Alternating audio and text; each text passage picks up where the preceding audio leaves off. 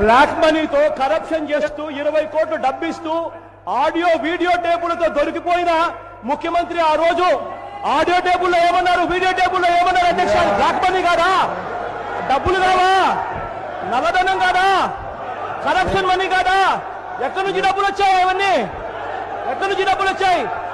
1978లో చంద్రబాబు నాయుడు గారు రాజకీయ జీవితం మొదలు పెట్టినప్పుడు తన ఆస్తి అంతా 2 ఎకరాలు నుంచి ఇవాళ 2 లక్షల కోట్ల ఎక్కడి నుంచి వచ్చాయి చంద్రబాబు నాయుడు గారికి? ఇవన్నీ కనిపించవా? ఒకటి అడుగుతా ఉన్నా, సిబిఐ కోర్టులు నన్ను ఏమన్నా దోషిగా ప్రకటించాయా? మరి ఏ రకంగా వీళ్ళంతా నన్ను దోషిగా 43,000 కోట్లు అని చెప్పి అంటున్నారని చెప్పి నేను అడుగుతా ఉన్నా. ఏ ఆరోపణలు మీ దగ్గర ఉన్నాయని అడుగుతా ఉన్నా. కోర్టులో మ్యాటర్ సబ్జుడిస్, కోర్టులో పోరాటం చేస్తా ఉన్నాం. ఇంకొకటి కూడా చెప్పాం, 43,000 కోట్లను మీరు ఆరోపణలు చేస్తా ఉన్నారు. కోర్టులో పావులా భాగం ఇస్తారేమో చెప్పండి, ఎక్కడ కావాలంటే అక్కడ